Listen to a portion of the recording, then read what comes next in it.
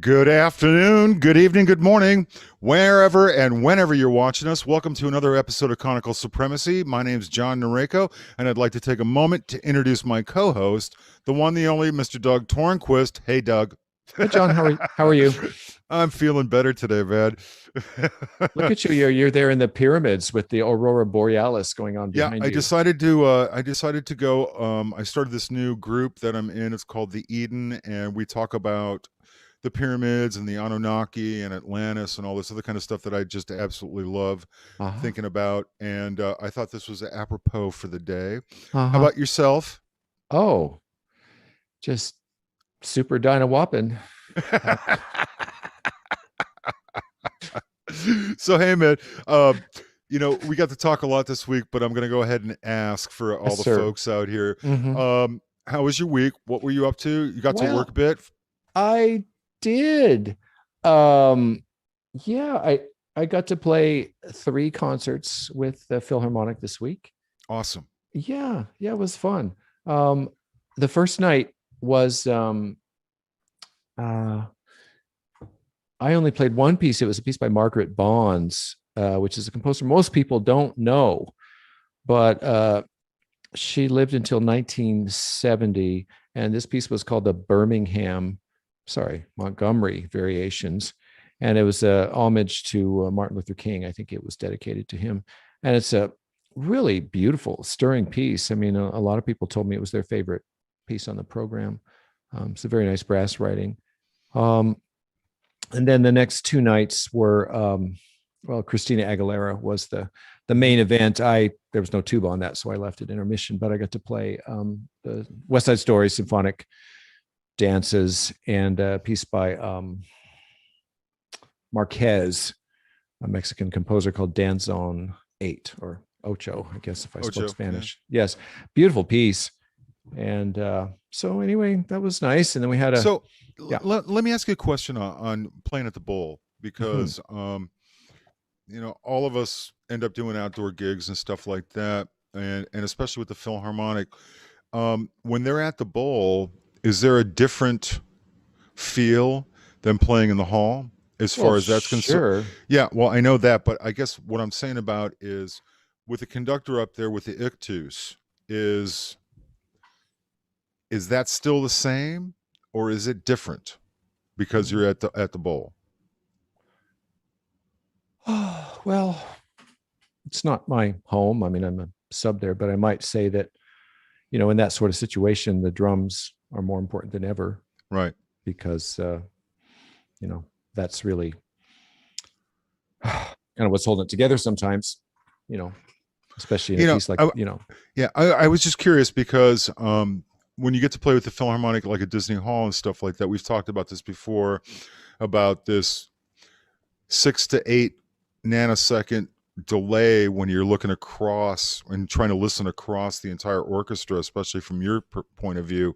Do you find that in playing in outdoor spaces that kind of increases a little bit because there's nothing holding that in, and then you have to kind of readjust your mindset with that? Well, sure. I mean, we do that at any acoustic space we're in, whether it's a parking lot or, you know, one of the, you know, a very good concert hall. So sure, you know, a place like that, it's indoor, outdoor, probably more outdoor than indoor. And the first 5 minutes, you're like, oh, this is different. But then you start adjusting and, oh yeah, I really want to hear the second bassoon, or, you know, I would like to hear the basses, or I want to hear what the bass drum is doing. I mean, I think it's pretty astonishing that I just, you know, you can get a pretty super high quality performance on that stage. It was harder. We did some stuff back in November, and because of the protocols, we were really distanced. I mean, I was 20 feet from the nearest musician on stage. But even then, you know, you just kind of start listening for something, no matter how far away it is. So, you know, I would think it'd be kind of interesting too, from at least from my perspective, where it would be, all right, this is a new thing and there's nothing wrong with new, so just add this to my arsenal about, all right, the next time somebody's 10 feet away from me, this is the way it's going to be, and kind of archive that, you know, that type of thing. I put this up on Facebook yesterday, and I wanted to kind of tell the audience about it again, and I kind of wanted your take on it too. And I put up that I wish people would stop listening with their eyes. And, you know, a lot of this time, I just don't get, and maybe you can straighten me out on this. Ooh, the horn is shiny, therefore it's good. I'm trying to figure it out, and how people, and I don't want to say a lot of people, but some folks out there they listen with this as opposed to closing this off and using these beautiful things that we were given to really kind of, so it doesn't matter what it looks like. It just matters what it sounds like. And you know, maybe I was off base. I don't know. I have a story, John. Yes, please. Okay. Story time with Doug. Well, it's very brief, but it's like, you know, if you hire a guy to like remodel your house and he shows up and all his tools are brand new. That happened to me once. And it turned out the guy bought all that stuff just for the job at my house. He didn't know what he was doing. So you want the guy with the old broken down tools with all that are dented with all the paint chipped off. You want the guy who's made all his mistakes somewhere else. In fact, Tommy Johnson told me that story. We would be like, he would come to master class. We're like, Tommy, look, he had this silver horn. It was practically black. We'd like, Tommy, why don't you practice? Why don't you polish that horn? And he's like, oh, no, I would never do that.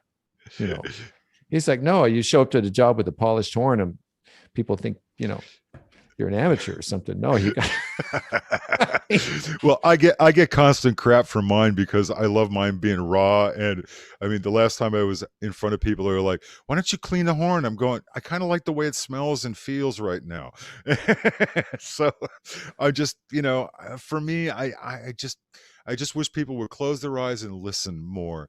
And speaking of that, last week we had such a great time.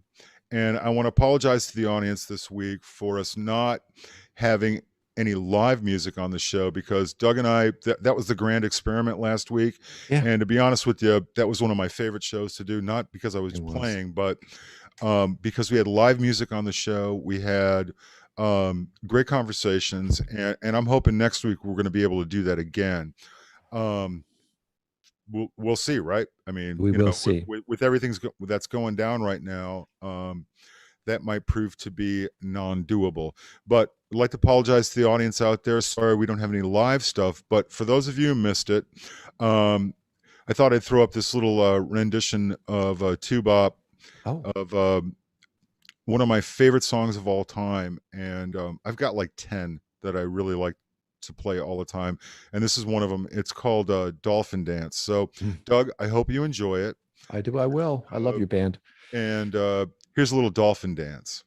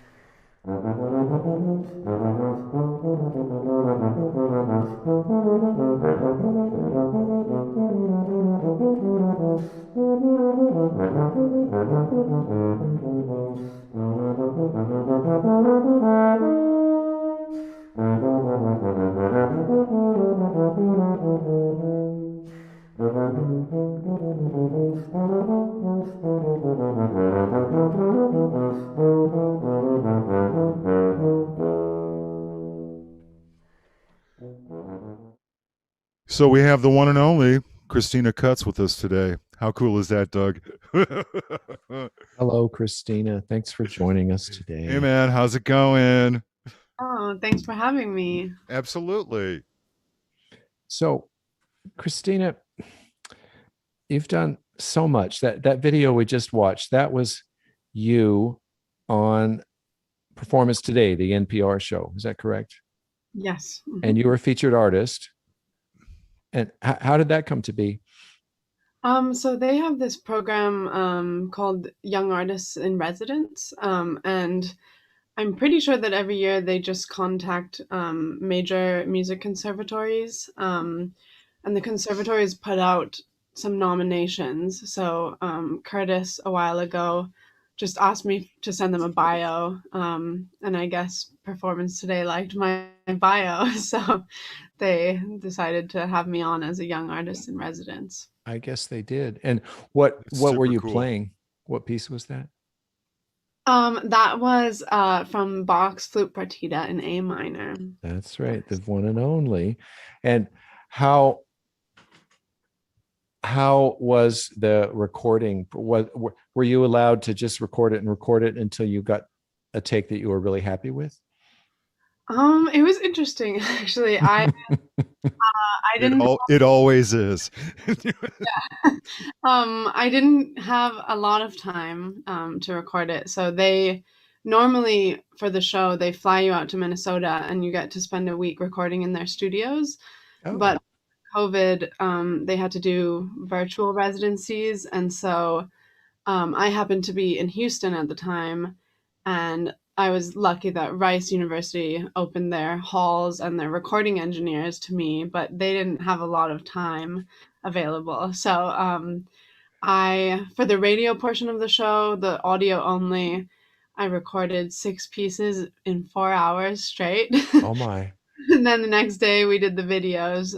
So that was 4 pieces in about 2 hours. So I did only about 3 takes of each, and we couldn't do any splicing or anything. So those are all very live performances. Wow. You know what, man? That's really great, though. I mean, it really goes to show you. I mean, I love being in the hot seat like that. I really do. I think it brings out the best in us. And good for you, man, because guess what? It doesn't get easier.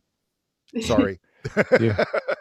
you you really no were you are you or were you the first tuba player to be featured as a young artist? I was. Mhm. That's awesome. Good for you, Christina. Yeah. Well, I remember years ago they on April Fool's Day they put out a recording. It was supposedly there was this 5-year-old tuba player named Coco Vprecht, and she played the capriccio from the Persichetti, you know, and everyone was marveling that this little 5-year-old girl could play the Persichetti. And then we're like, well, and then you look, oh, wait, look at her name, Coco Vprecht, who, you know, we all know that name as the person who invented the valve in 1835. And then look at the calendar. It happened to be April 1st. So it was a whole joke that there was this 5-year-old girl who could play the Persichetti. But you're playing, I mean, I'm looking at your resume. You have done so much. I remember when you were a student at the Colburn School here in Los Angeles, and then now you are pursuing a diploma at Curtis. And in the meantime, look at all this stuff, you know, Music Academy of the West, where you are this summer, New World Symphony, you made it to the top there. You're playing with a Seraph Brass Quintet, and you almost got the job with the Milwaukee Symphony, right? Yeah, Right. very close. One of 3, I understand, who are still standing at the end. So you're definitely, well, in my book, you're the one to beat. And I know how hard you work. I would run into you at the halls of the Colburn School after a 6-hour or 8-hour practice day for you. So, Hey man, you want to play? That's what it takes. yeah. It really does. I mean, Doug and I talk about this all the time. About, so what are you doing today? Scales, back at you, scales. So how long am I going to be on it? As long as I can be, and that's really, even now. Here, we've been at this. What, I was 8, so almost 50 years I've been at this, and Doug probably back at you, right? And it's still the same old stuff, and it's just a question of keeping it up. And I'm just jealous that my face doesn't come back like you 20 somethings. Because I remember when I was 20, I could just shove that thing in there and just get it done and be done. And it's all good. And nah, doesn't happen that way anymore. Well, all that is ahead of you, Christina. All these. Yeah. Thank you. Yeah, I didn't mean to sour the milk, as it were. So, how long have you been playing? I mean, when did you start playing? So technically I started when I was 8 as well. But I never practiced. I was not a very good student. I even in my early high school years, I really annoyed my band director by holding my tuba sideways in the band. You naughty girl. I was, I was too lazy to pick it up. I mean, he would always look at me and go, like, move it over. But actually, it wasn't until I went to the Interlochen Arts Academy for the last 2 years of high school. Hey, And did you really? I did, That's yes. that's where I went to high school.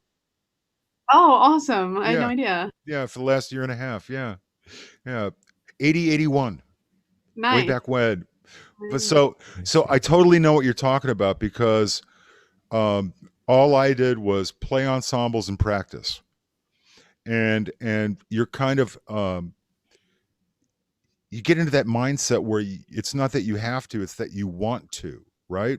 And I think that's one thing that the academy really taught me, was wanting to practice, wanting to show up to rehearsal prepared, wanting to stick it, right? I mean, that whole thing, because everybody else around you is doing the same thing.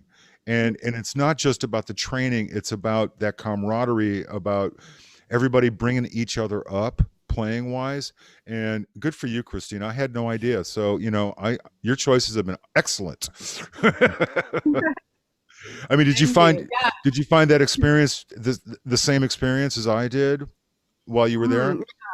I mean, I had never practiced more than maybe 15 minutes a week before I got there. And then I, it was partially Tom Riccobono, who's the teacher there. Hmm.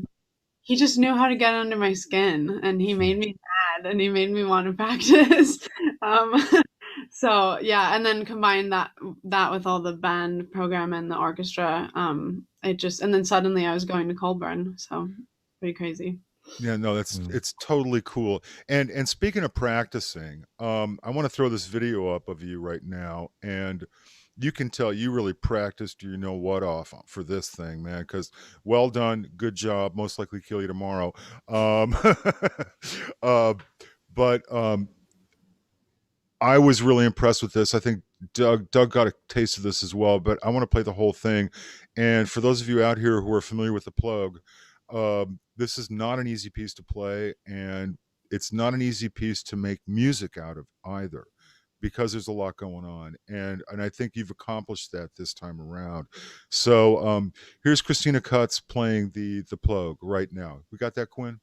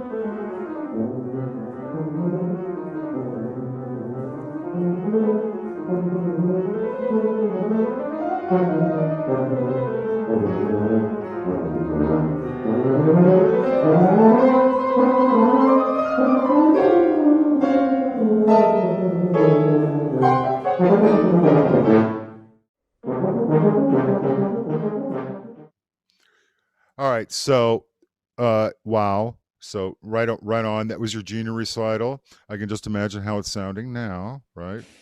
Better, I'm sure. No, but you absolutely played your ass off, man.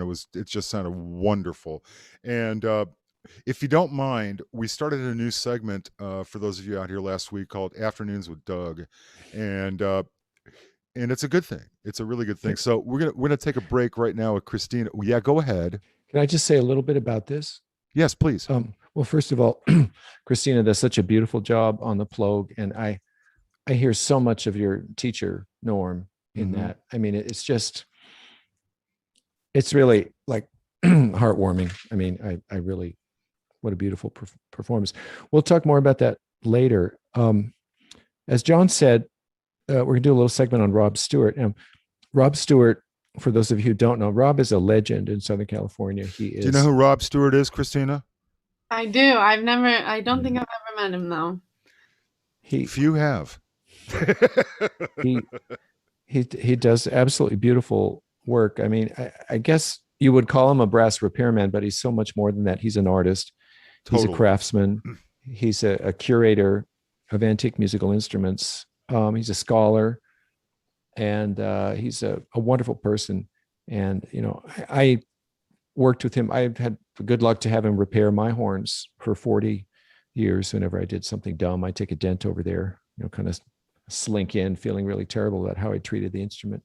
But again, every time you got the instrument back, he would, you know, under promise, over deliver, you know, and just did the most beautiful work on my horns. And so I really wanted to do a little segment on what Rob's shop is like. So he allowed me into his shop, and I took some video and did a little bit of an interview, and Quinn cut it down into a little segment, and that's what we're going to hear now. Yeah, and I just want to tell the audience out there that this is going to be part 1 of 2, because apparently, Doug, Rob and you had a really good time, so there was a lot of good stuff there. It was fun. So, hey, here's a little afternoon with Doug. Go ahead.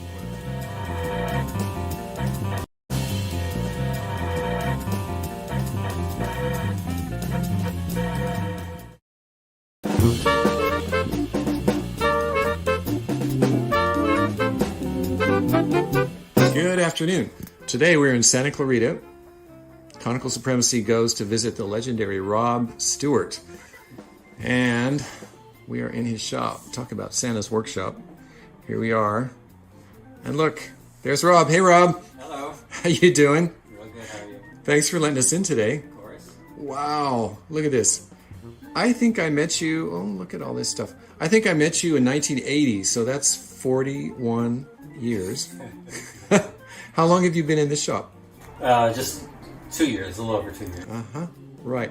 And you scaled back a little bit. I see a lot of familiar equipment. Yeah. But, yeah. I hear most of your work is on smaller brass instruments now, right? Yeah, because of arthritis and tendonitis and all that crap. I can't really work on the big stuff. So we tuba players wore you out with our big horse. It was me with all my dents. Look at this place. Why did you ever get into the musical instrument business? Well, I played cornet and then trumpet when I was a kid. I was a pretty good high school trumpet player.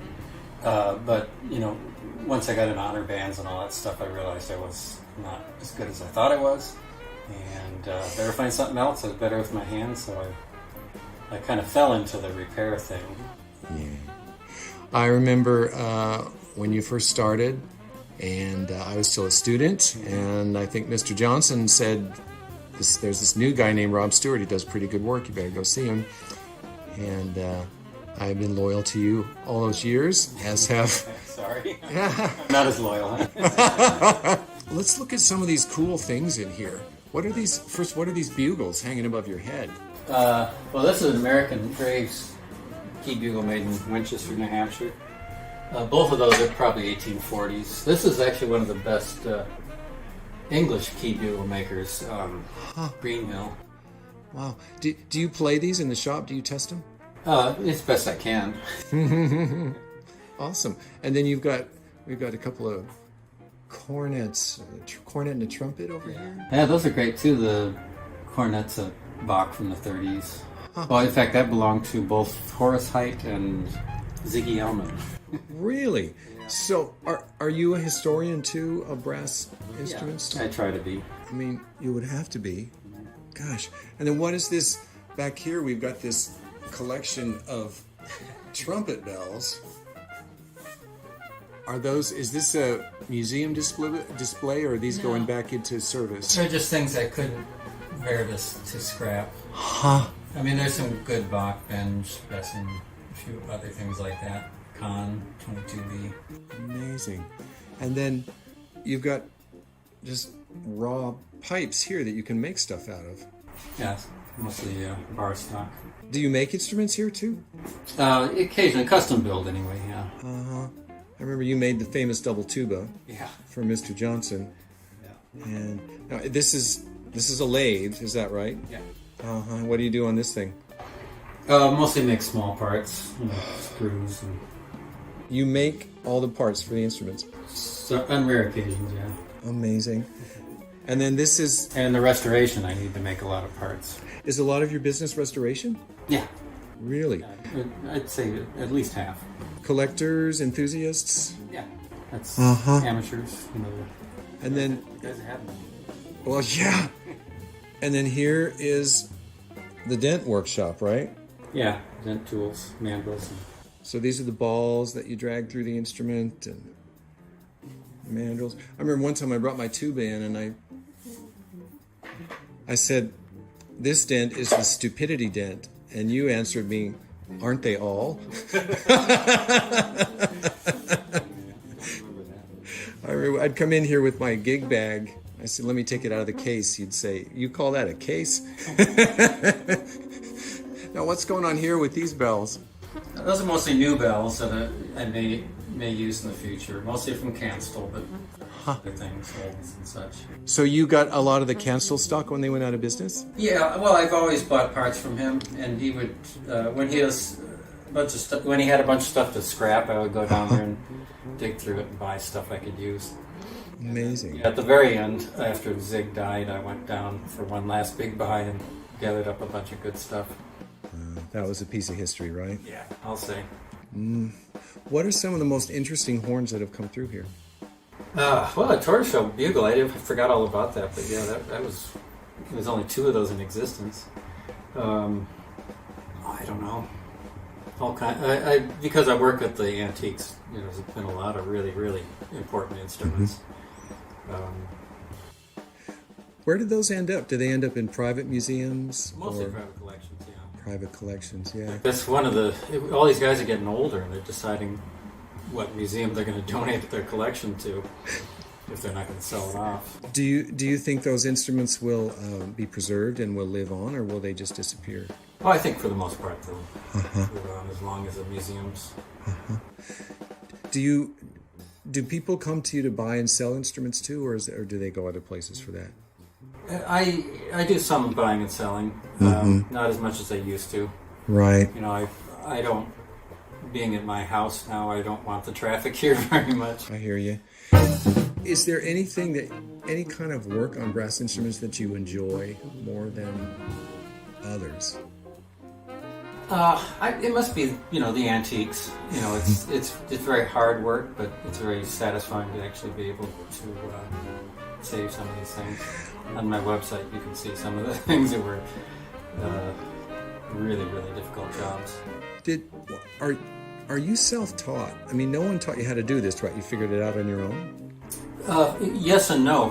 For the most part, it was mainly my own enthusiasm, but I started out in actually a classroom situation at Fullerton High School, High School, and he got me a job at Barthold Music. In fact, that was a funny story because first day I showed up there, I asked Norm Barthold, "Well, who's the head of the brass department?" And I said, "That's what I hired you for." So sink or swim, that's good motivation. Wow. And, and I learned from the old guys like Bert Herrick and Larry Minnick, guys that are gone now and used to be in this area. Those guys were always really helpful. Legendary stories of those guys. I'm glad they were able to pass along their knowledge. Okay, so tell us what's in this box. Well, on the subject of building horns, and I said I mostly custom build horns, meaning, I gather up parts from other sources as well as making parts myself. Like the Civil War replica instruments are a big part of that business, and like I'll buy the rotary valves, and for the most part I'll buy the small crooks. Sometimes I have to make them, but mostly I can use mass-produced parts. And then then I assemble it. I make some bells. I make E-flat soprano bell and key bugle bells, but for the B-flat soprano cornet, I don't make those bells because there's so many available. So, what is that going to be when you're all done? It's an over-the-shoulder cornet. I don't really have a picture of it to show, but this is the valve section. See, the mouthpiece goes here. Okay. Anyway, blueprint here. Oh no! Now somebody else can make it. Is that your own? Is that your own design? Well, based on the originals from the 1850s through 70s. Do you try to exactly reproduce the 19th century design, or do you make improvements? Well, not usually. Usually, it's a matter of getting something as close as I can without going broke. There's only been one time where I made an instrument exactly like an original, and I made it for myself, and it took it would have been like a $15,000 cornet, so it's just a labor of love. And do you still have that horn? No, actually I sold that to buy an antique. I mean, obviously not for $15,000. I love it. Well, thank you.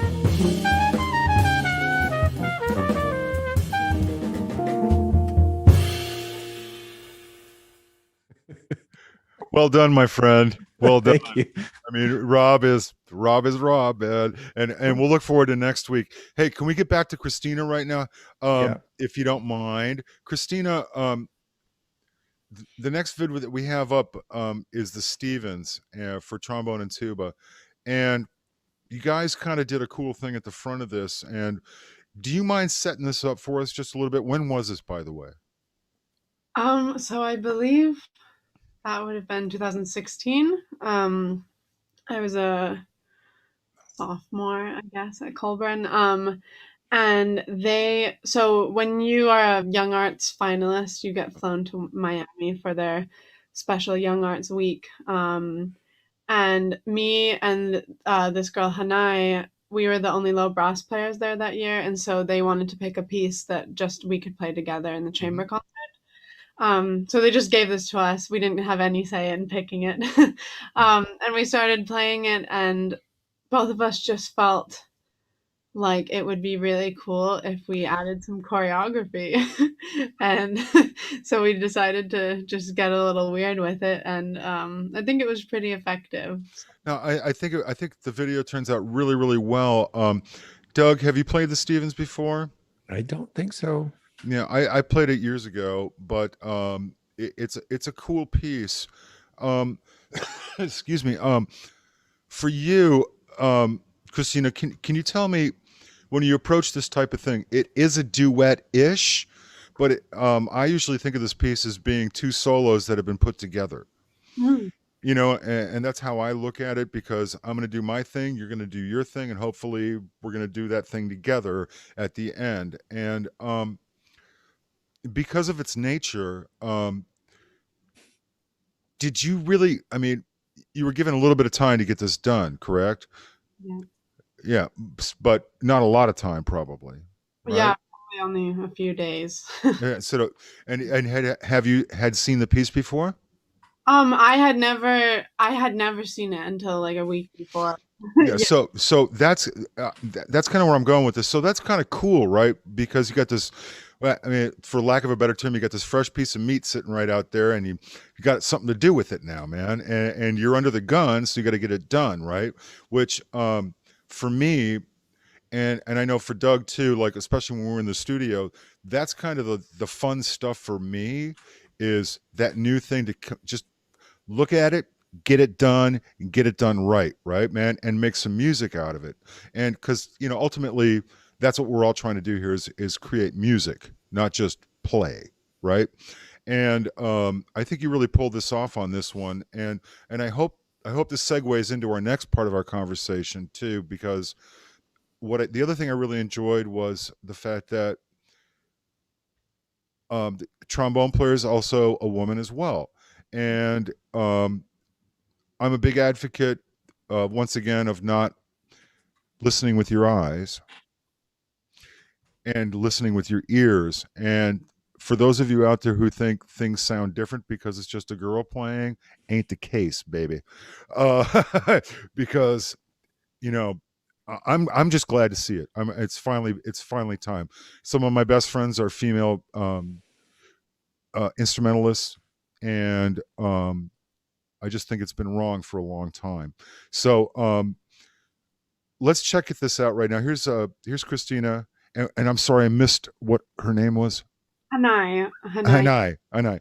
And here's Christina and Hanai playing the Stevens, and I think you guys are going to really dig this. So let's check it out right now.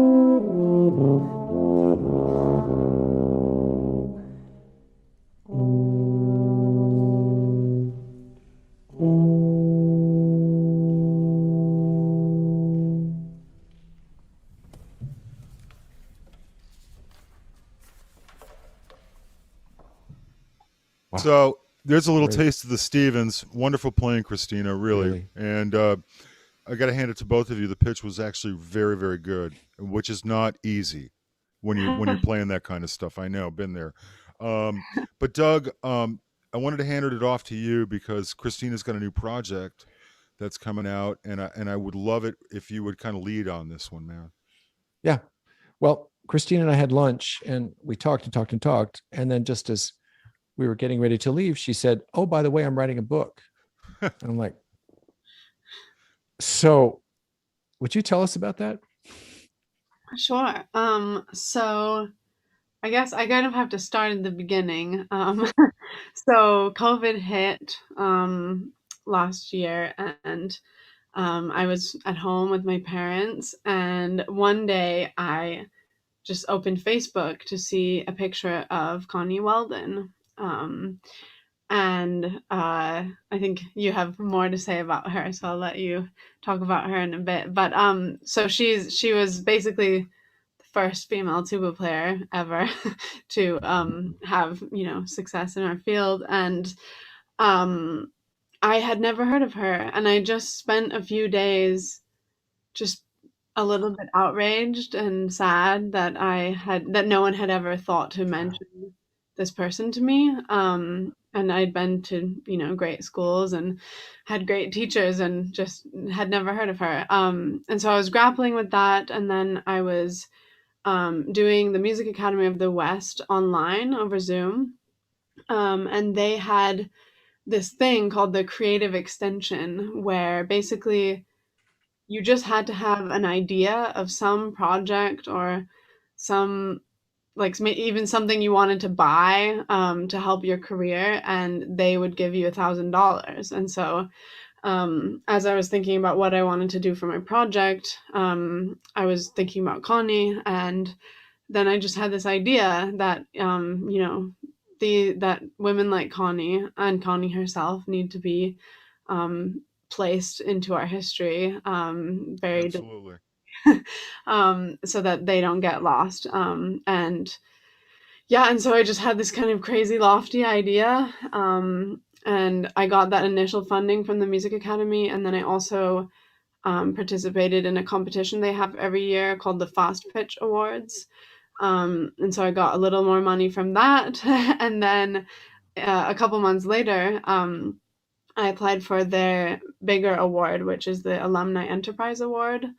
And so they actually gave me a $10,000 grant to write this book. And they've been super amazing and helpful. And yeah, so basically the book has turned into, of course, inspired by Connie, but 14 historic female American orchestral brass players.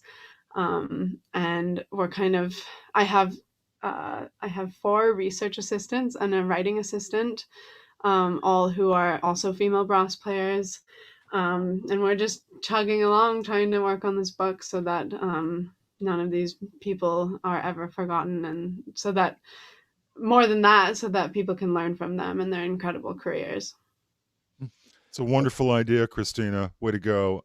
And wait to let the system help you make it happen. Right? I mean, I think that's really cool too. Doug, It's it's an idea whose time has come. I mean, absolutely.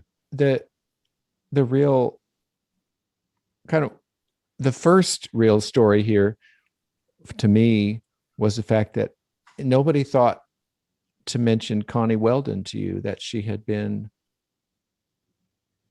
forgotten.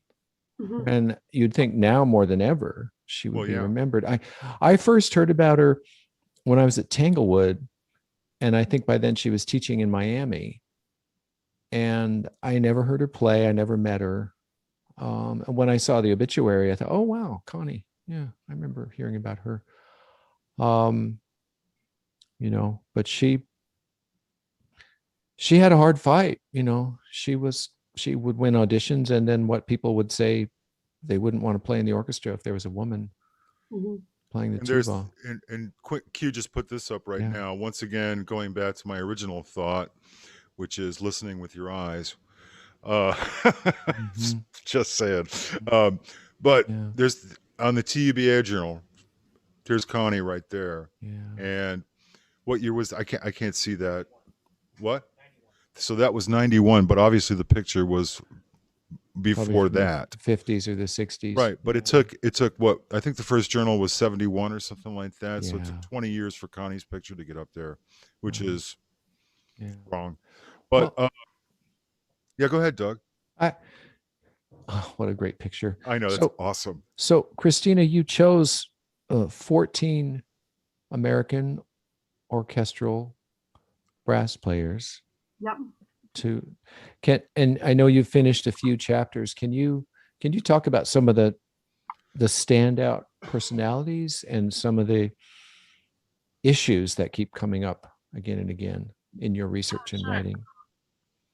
Yeah, I mean, they're kind of all standouts. They're all giants. They should all have their own book.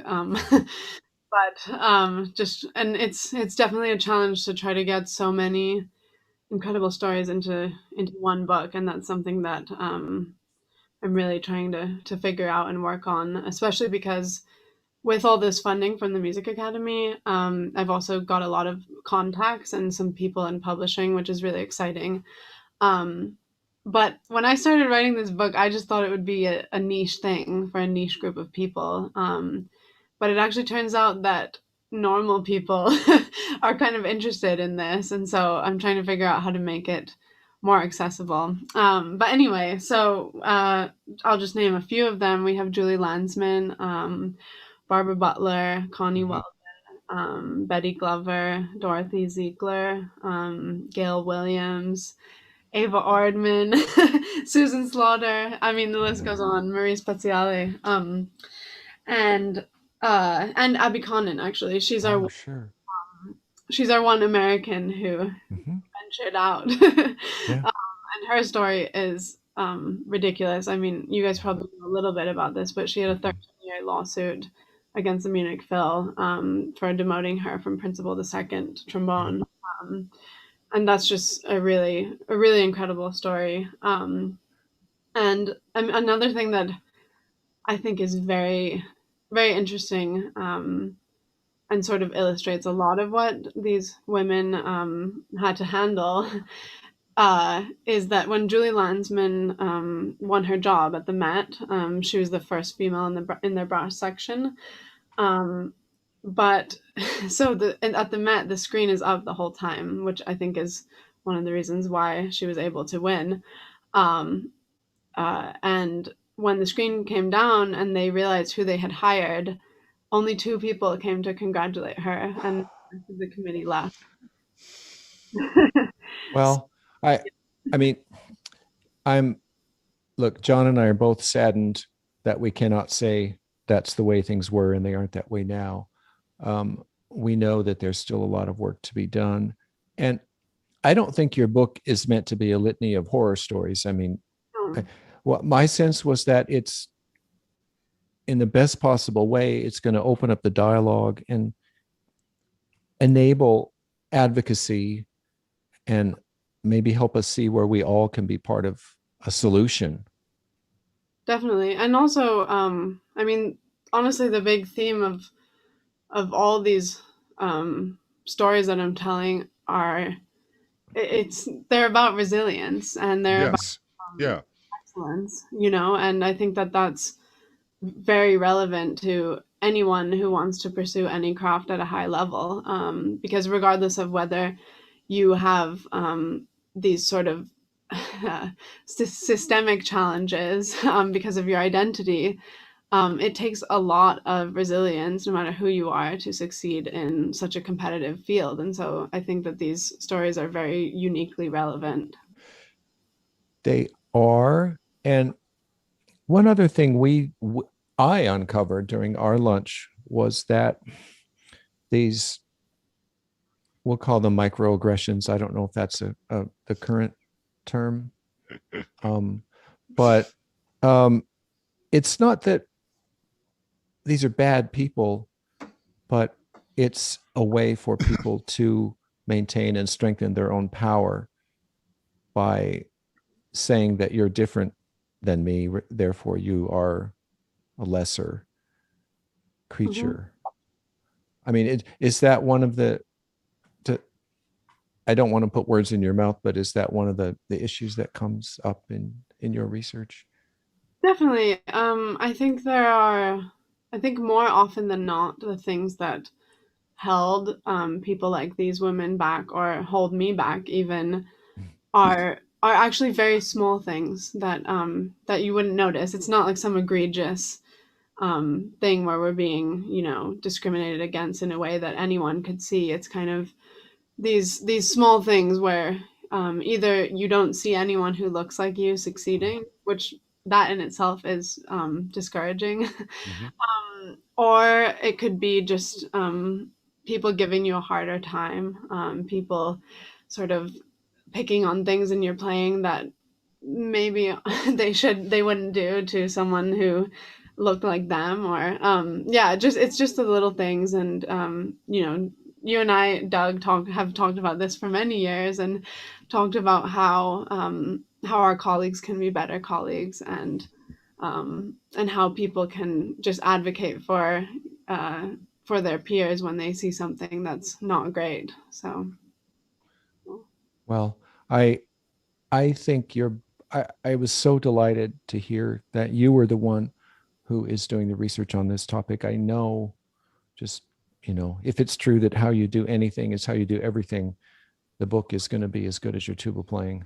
And it's Yeah. going to be, it's As going to be as far as I'm concerned, Doug, Christina, I have major kudos for you, because this sounds like stories of triumph, mhm. and stories that, and I think you're right, that it's not just about, you don't have to be a musician to really understand these type of things. And um, I would like to think that we're all trying to take steps forward, but the microaggression thing really bothers me.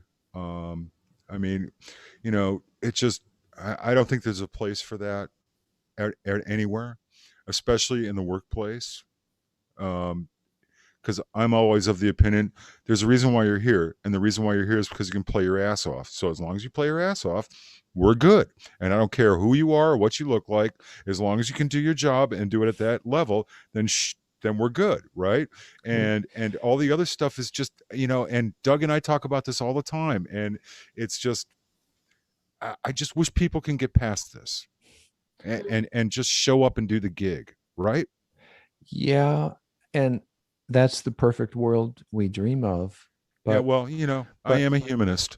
but before we get there, we've got school, and we've got training orchestras, and we've got all, when the word systemic, it comes from the system, and the Right. system is what it is. And it starts And very young, you know. I One of the things that that was sort of part of my initial presentation of this project, was just that if you go into your local elementary school, middle school, even high school, you actually will see a lot of female brass players. or you'll probably see a lot more diversity in music in general. Hmm. But it's that when you get to the higher levels, there people for some reason just aren't encouraged to pursue that. And it's really, you can see it in our orchestras today. I did a little study of the top 20 American orchestras. I don't know how they were ranked, but I think by salary. There's one female tuba player, Carol. There are two trombonists. There's one female trumpet player, and I think in the past, I think it was that in the past 40 years, only 30 female horn players have been hired in those top 20 orchestras, and only two of them as principals. So it's pretty pretty stark. Mhm. But the orchestras that are paid less actually have better ratios. So I find that very interesting and That is very interesting. yeah. Mm. Very, very interesting. Well, all I can tell you is that I want an advance copy, please. And I'm really, really impressed that you're taking this on, Christina. I mean, what a wonderful project. I mean, absolutely. And I hate to say this, but we're kind of running out of time. Doug, did you have anything else for Christina today, man? No, well, just in closing, I thank you so much for coming on, and thank you for your commitment to our instrument and all you've done to heighten the artistry that is possible as a soloist, and the beautiful work that you've done that has placed you in the finals again and again and again for auditions. Yeah, And man.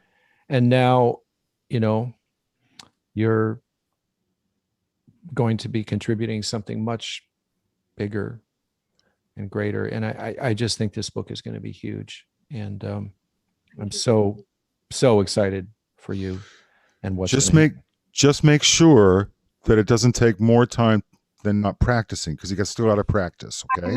Yeah, I've had to learn that. But yeah. It's all about balance, honey. It's all about balance. Anyway, well, hey, I can't thank you enough for coming on today. I so enjoyed listening to you play, and Yeah. so enjoyed listening and talking to you too. You know, it gives me a lot of hope when I see young people out there with our instrument making a difference and changing the landscape. And for me, that just makes me my heart soar. It really does. It makes me feel great, man. So thank you for that. And Doug, thanks for just being you, my brother. Can't help it. So we're going to be back next week, hopefully with some and Bill out there. Sorry, dude, I didn't get with you on the chat, but we're going to try to get some live music next week. And Doug and I, we moved the Tommy Johnson archive into a space now that we can take it apart and put it back together again. So we're really hoping that that's going to happen really soon and have some of that stuff up on the show for you guys. Because I'm really hoping that he's got a pencil copy of the Broughton in there. That's what I'm hoping for. We'll see. Because I really want to see Bruce's handwriting. No, I do. It'd be so awesome. Anyway, so once again, we're going to be back next week, I believe, and hopefully we're going to be back with live music. I want to thank Cristina Cutts once more for taking some time out of her Sunday and hanging out with us. Doug, my friend. Also, Christina, I want to play your brass quintet on the way out. It's called the Kamen Quintet, correct? Oh yeah. Yeah, and are these all your mates that you're playing with in this? That was our quintet at Curtis. Yeah, assigned quintet. Oh, is that your assigned quintet? Yeah, but they're great players, and I would love to be in a permanent group with them for sure. Well, there you go, man. So, hey, so everybody check out this on the way out. We want to thank you again for tuning in. We're going to be back again next Sunday at 3 p.m. So don't miss another episode of Conical Supremacy. And everybody have a lovely afternoon, evening, or morning, whenever you're watching us. And everybody, peace out. Have a great, great day. Thanks, Christina. Thank you. Thank you.